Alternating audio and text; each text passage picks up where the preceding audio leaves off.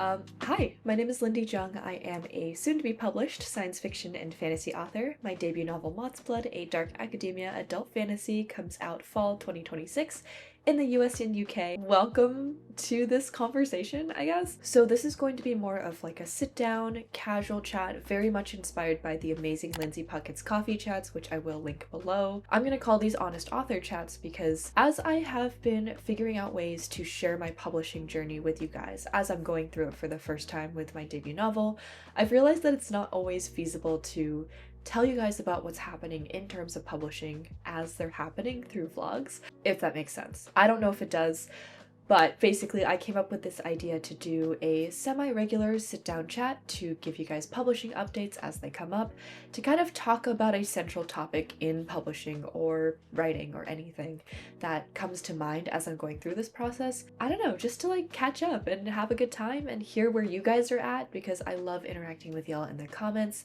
and I feel like I've been doing that a little less lately, so let's bring that back. Let's go back to form. Another thing I should mention is that I'm also going to be using these videos as a vehicle to do a mini Q&A every month or so, I think is probably when these are going to come out. You know, it might be a little more staggered than that depending on if I have anything I want to talk about, but I do have a Google form with around 50 questions in it right now, but please feel free to contribute. I'll be answering 4 to 5 of those questions at the end, so if you have any questions about publishing or writing or Mothsblood, then go ahead and drop those in the Google form linked below. So I think that's about all the housekeeping stuff.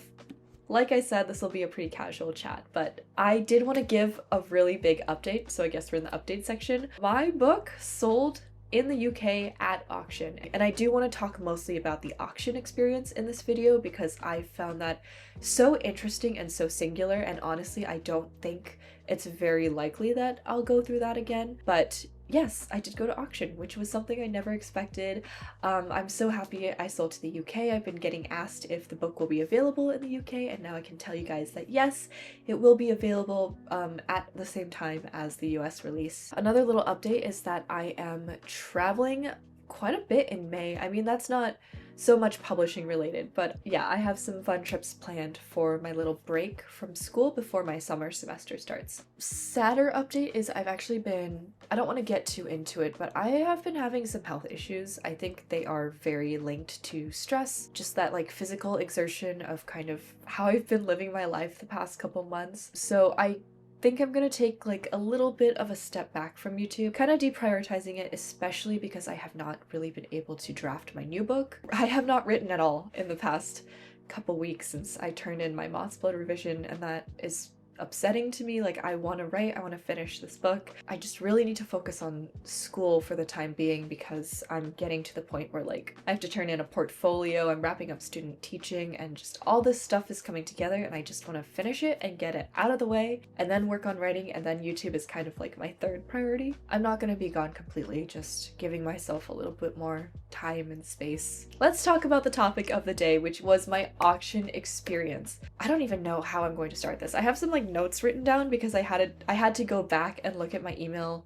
history to figure out what was going on. But yes, just this past week on the bookseller and on Publishers Marketplace, my UK deal was announced. The headline was very flashy, and I mean, just I wasn't expecting that, but it's been an incredibly exciting time. I did announce in the community post and on Instagram, so if you congratulated me or said anything nice through there, thank you so much. But like I said, the auction experience was so interesting for me, and so let's dive into it. Okay, so a little bit of a timeline for y'all. I got my preempt offer for Mothsblood and its US rights in December of last year, so December 2024, really up close to the holiday, and we accepted that pretty much immediately. And then I think in like January, once everyone was starting to come back into offices and stuff like that after the holiday break, there's a good like 2 or 3 weeks where like nothing happens, there's no movement on anything, and I think that's like healthy and good. I think you need to take breaks in the industry. People deserve to have their breaks. It's, you know, just kind of the way the industry is structured. So everything ground to a halt right after we accepted the offer. No contracts or anything yet. By January, by the time everyone was coming back into the office, my agent was preparing to go out on UK submission. My agent, who is amazing, wonderful, cannot sing her praises enough. She basically is in charge of foreign rights for the entire agency that we're at, Tradpub US, and she made sure that we sold North American rights only, so that's the US and Canada pretty much, North America, for the initial deal for Mothsblood. Typically when you sell a book in the English market, you're either looking at North American rights, UK rights, or World English would be a combination of North American rights, UK rights, and also like any other country in the world that has English books. We held on to all of our rights except for those North American rights, which went to Bloomsbury, so that gave us the freedom to take our UK rights over to the UK on the other side of the pond and go on submission to UK editors. But even before we formally went out on submission, I actually heard that we had some interest from scouts. Correct me if I'm wrong, because honestly I don't fully understand what a scout does yet,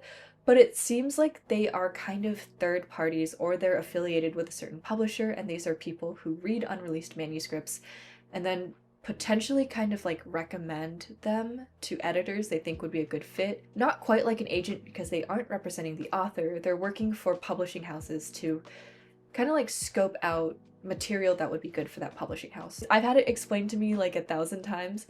I might be a little bit stupid because I still like can't visualize what is going on there. Can't visualize in general, thank you Aphantasia. Just like in my mind, these are like secret agents, they're spies, they're doing espionage, but like for good. Anyway, scouts somehow got a hold of Mothsblood, or had heard of it, and through scout recommendations we had a couple of editors reach out directly, and so we had a pretty robust list by the time we went out on UK submission. And these were editors who already knew about the book even before we formally submitted. They were excited about it for whatever reason. We got indications of interest pretty much right away in like late January. Really quickly, like in early February, I took my first meeting with an editor. So this wasn't attached to an offer. This was an editors who read the book and were excited about it and wanted to talk to me about it. And so we met and we chatted. It was wonderful. My agent was like, okay, we can probably expect an offer pretty soon, which was so thrilling because I've mentioned this before with my previous submissions, you know, very soon after the pandemic, I was waiting months, years for any kind of response from editors. It was just so different to have just such a quick turnaround, to feel this momentum, to feel this buzz and excitement coming from the direction of publishing professionals. And I truly don't know how much of that is because we'd already sold US rights, and so there was this sense of, okay, this book, clearly someone over there thinks that there's a market for it, so we should also approach it in the same way. And I mean, like, I don't really know how much that factors into editor movement and excitement, but it felt really good. I took my first meeting. I think I took another meeting shortly after, within like a week. Both of these meetings were at like 7 a.m. because of the time difference. I'm a morning person anyway. Then shortly after that, we got our first offer in, and my agent was already like, I think it's going to be an auction. I was like, I don't believe you.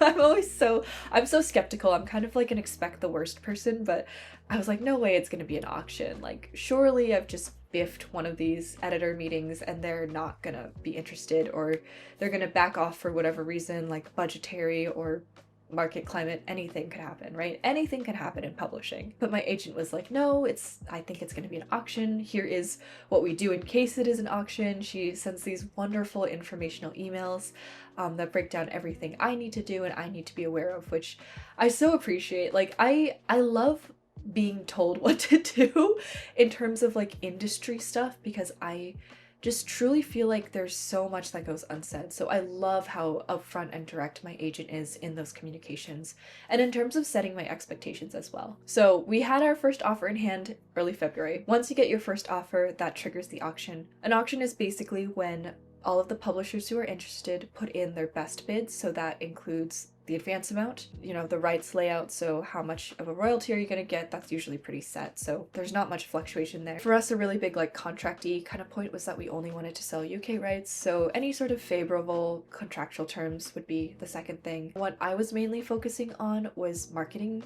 plans, because I was already doing edits with my US editor for mods, and I had already had so many editorial discussions with my US editor. Although of course I was open to hearing editorial feedback from UK editors, the editorial vision wasn't as important to me. I would say that if your auction is for your initial rights, then that would probably be what I would look most closely at outside of like, you know, the money and the publicity. Really for me, the number 3 was the big one, is what kind of publicity plan did the publisher have?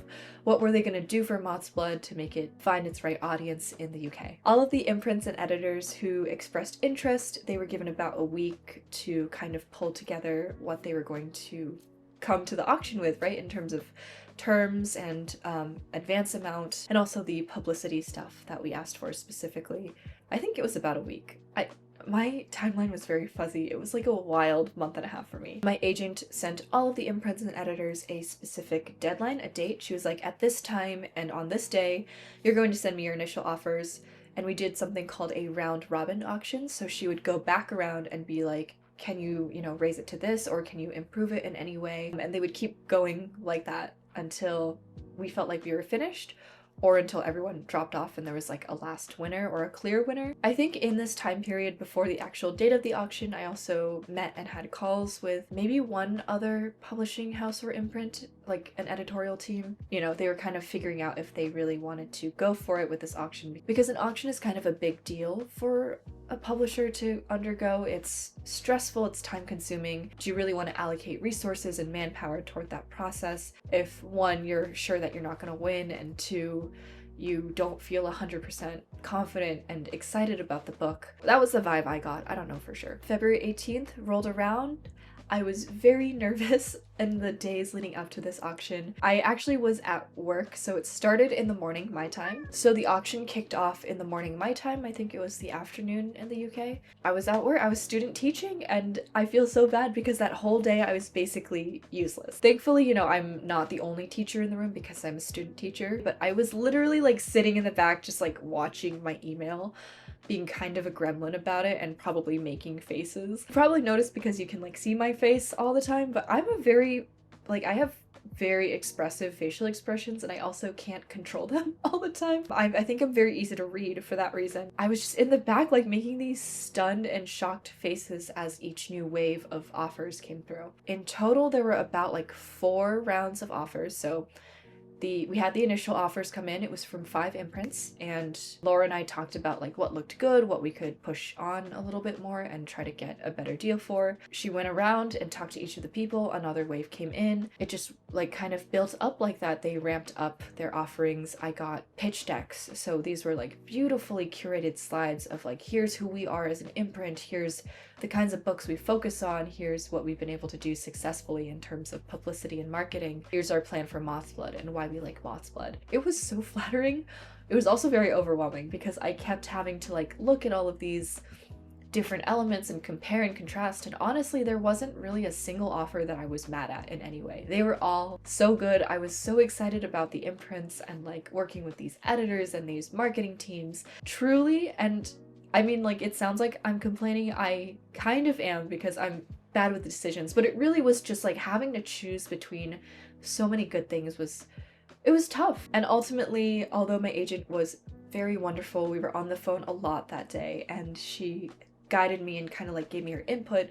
Ultimately, that decision did fall on me, and it was a tough one. I feel like it was kind of like when I had to make a decision between offering literary agents, which I also felt really guilty about and bad about and took too long on, but it was like more higher stakes because I'd also met with a lot of these people and called with them and had such good conversations about, and I know it's just business, and like at the end of the day my book is just one book. From my perspective, because I have such an insular view of the situation, I really was like, am I hurting anyone's feelings right now? I really don't want to, because I would love to work with all these people, but had to make a decision. And at the end of the day, I did go with Del Rey UK, who is an imprint of Penguin Random House, and I am so excited to be working with the team there. They have some like mind-blowing plans for this book. Like I can't talk about them yet, but some of the stuff that they told me, I was like, I don't believe you. I mean, I do, of course, I don't think they're lying, but I was like, there's no way this could happen to me and to my book. So at around my time, lunchtime, my agent and I sent confirmation to Del Rey and thanked everyone else for participating, and that was it. That was the auction. It was the most stressful like 4 or 5 hours of my life. I mean, not really, but it was incredibly stressful and it felt so high stakes. And now looking back on it, I can kind of laugh and be like, that was kind of fun and it was a good experience, but no, in the moment I was like, this is stressing me out. I like don't know what to do. I'm bad at decisions and everything looks good and is a good offer and like I don't really know what to take. I don't want to like upset anyone or burn any bridges. I know that's not what's gonna happen. It's just business, seriously, but it was like a weird little anxiety I had. Again, I am so happy to be working with Del Rey for the UK release of Mothsblood. I'm so happy that UK folks who are interested get to read the book now because the auction happened in last February. I have been working with the editorial team at Del Rey for a little bit. They gave me some feedback for mods and we've been having calls and stuff, and I really enjoy working with them. And that was my auction experience. Not to switch gears too much, but I do want to answer 4 to 5 questions real quick. I think I'll keep it to 4 because I talked kind of a lot today, but again, if you want to drop a question, feel free to do so in the Google Forms linked in the description box, but let's go ahead and get into it. So first question is from Alessandra. If it does not spoil, what do you hope readers will take away from Mothsblood? What do you fear about the process? I think there's a couple of different major themes and takeaways that are important to Mothsblood. In the process of like getting a book deal and talking to agents and stuff, I've been able to talk to quite a few people, including beta readers, but also agents and editors, about the themes of this book, about what specifically like pulled them in. And what I've loved is I get a slightly different answer every single time. I think that depending on where you're at in life, what your experiences have been, you can get different things from this story. Personally, the main character, Lark, is the core of this story for me because her journey is one of non-linear healing. And I think that's something that's really important to me, and I think that it was important to me to depict it accurately, at least in accordance with my own experiences. I would hope that readers are able to get something out of that, no matter what it is. I think the beauty of a story with a little bit more nuance to its themes is that there really is no singular takeaway. There's no like Aesop's fables kind of moral lesson, but it's what resonates with you and what you are able to read into. As for what I fear about the process, of course I fear reader expectations. Of course I fear that there's going to be people who really don't respond to the material or outright dislike it for whatever reasons, you know, valid or not valid. I think my main one is that, you know, it's really important to me that I've depicted this variety of characters. They're of different racial backgrounds, different cultural backgrounds. They are LGBTQ+. I'm going to make another video about this, but at least where I am in the United States, there's been a lot of outright blatant hostility toward anyone who doesn't fit the mold of like a cisgender, straight, white male. So I guess I would say that, yeah, one of my fears is that people are going to, certain groups of people, not all people, but as this kind of cultural condition worsens, there might be people who will write this book off because they think it's like DEI or whatever. I don't even really understand that. Or they think that I'm trying to spread some kind of agenda when I'm really just trying to like write about my experiences as a woman of color. Yeah, I guess that is one of my fears. Outside of just like negative reader reactions, but I think the ones that I really like fundamentally, ethically, and morally, politically disagree with, those are going to be tough to swallow because I want to argue with this person. I want to argue with this random ass Goodreads reviewer that is saying that like I just made my character Korean American for brownie points, and I can't. I won't. I will not go on Goodreads once this book comes out, and I will certainly not be looking at my reviews at all. I know I can't handle that, but that's like a tough pill to swallow, is that there are people who just fundamentally will take offense to books, to stories with diverse marginalized characters. It really agitates me. So I guess that's not a fear, maybe more of an aggravation, but I know it's gonna happen, so I don't know. Question number 2 is from Sydney. How did you know when you were done with your draft to finally begin querying? Thanks so much. So I think this is an instinct that you get as you write and as you more specifically fail. Looking back, I've had 2 books die on submission, very open about this. Both of those books, well, the first one specifically, was not ready to be queried for very surface level reasons. Like, for example, it was a young adult contemporary fantasy. It was under 50,000 words. Really, you're looking for a range of about 75,000 on the very, very like low end to 100K for young adult fantasy. But also, as I've written more books and more stories, you really just develop a sense of when a story is cooked. For me, I won't even start writing a story now until I feel like it is fully marinated in my head, until it's like developed. Sometimes I'll write snippets, but I won't sit down and make a new document and start that process, like title it, label it, until I really, really feel like the words are gonna come naturally and the story is fully formed and the characters are fleshed out and the themes are strong and complex. I also think that every writer is different. So some people are wizards of marketing, of pitching themselves, and I feel like if you have a very, very strong pitch, you can get away with queering a slightly underbaked or maybe less revised book. I kind of did that with Mothsblood because I knew it had to develop. I didn't necessarily but there was some things with timing and the window on dark academia closing that made me want to query it faster. I think the bare minimum, if you're looking for like a hard and fast line to start querying, is that you have a strong pitch, you've gone through a couple rounds of revisions and hopefully beta readers, and you feel confident. You should feel confidence in the process, in yourself. I think if you go out into the query trenches without feeling fully emotionally braced and prepared, that can easily become like one of the worst couple months of your life. And I don't think querying is something you should do willy-nilly, especially if it's a book you really care about, and especially if you're a slow writer. Like, you really need to be prepared to give your book its best shot. Unfortunately, I don't really think there's just one flat answer for this. Question number 3 is from Nina. What inspired you to write Mothsblood? Do you love your writing project? If yes, how would you describe your love? Sorry if it's a weird question, and sorry if my English is bad. Your English is not bad, don't worry about it. Mothsblood was like a long marination process. I kind of say that I've been working on this for 4 to 5 years, but I really only worked on it in the past 2 years or so as a book. Before that, it was really just marinating. And it started out with just this idea of dark academia. I think shortly after I chose the Paris setting, melding science and magic to make a magic system concept that fit into a school with different scientific majors, but they had a magical spin. That was all kind of early stages. There's a character called Sasha St. Rose who was also very, very early for me. And then Lark. So Lark, she was an early character as well, and I knew she would be kind of my focal point main character. There were points in this book's life where it was multi-POV. She didn't really start to develop until I think at the start of that 2 years ago time where I really sat down and was like, okay, this is a book that I can write. I did have a couple false starts with it, but I think after I got 25 or 30,000 words into a draft that looks very different from what Mothsblood came to look like eventually.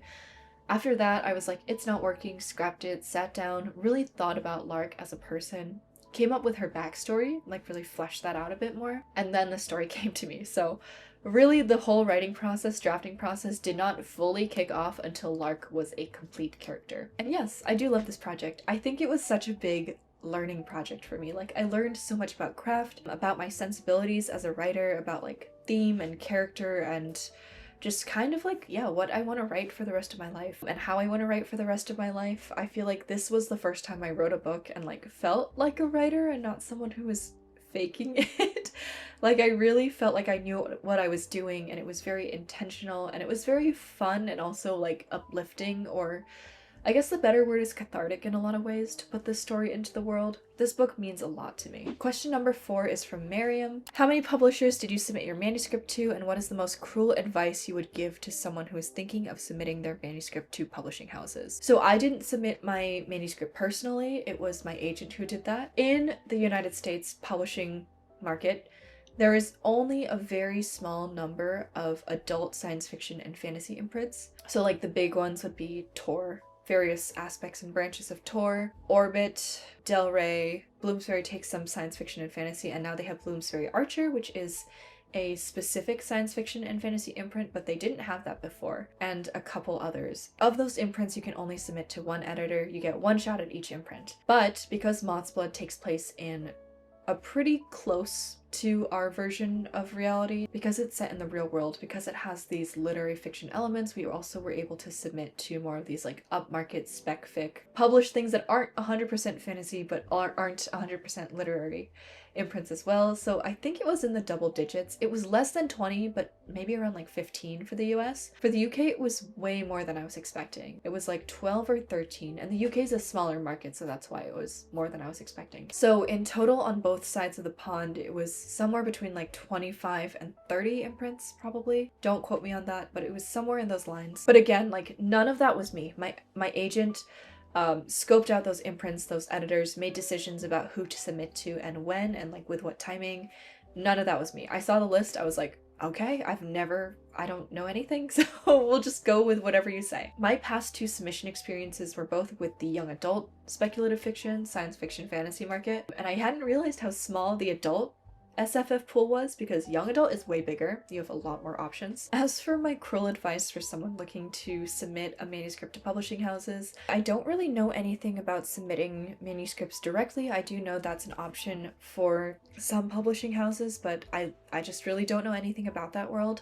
I'm going to take this question as like, what is the most cruel advice I'd give to someone who wants to be traditionally published in general? It's going to take years.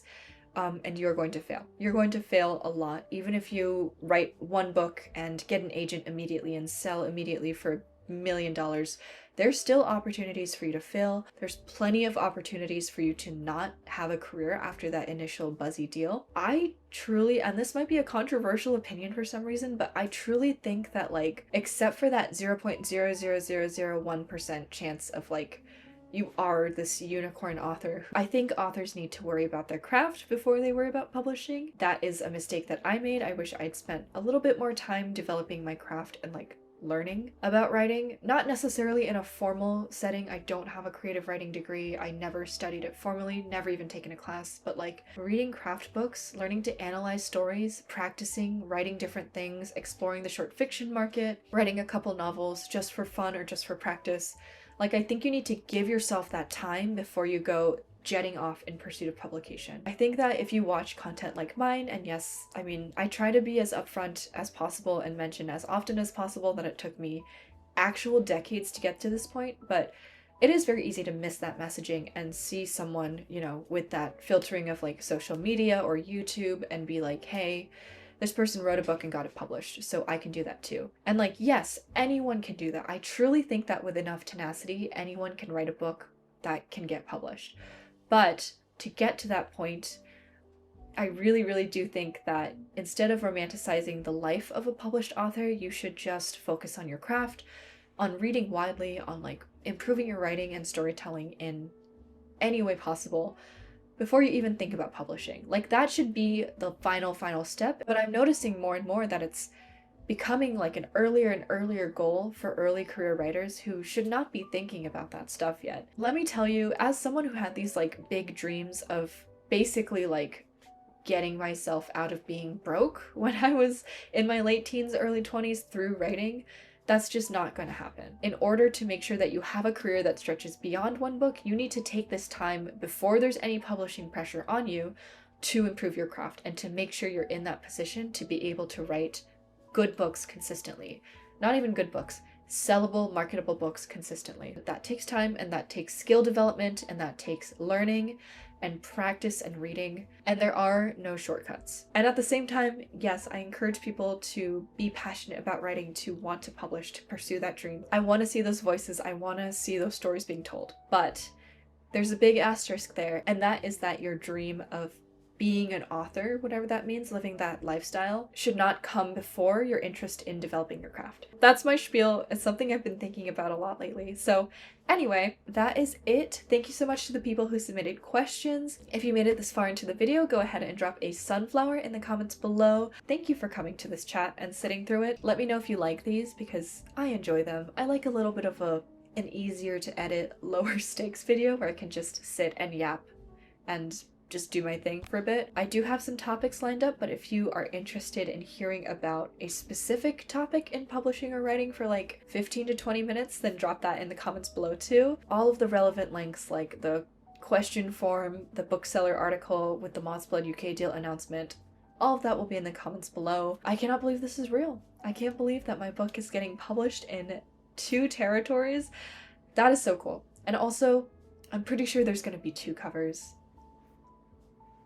I'm so excited to see them. Alright guys, thank you again, and see you next time.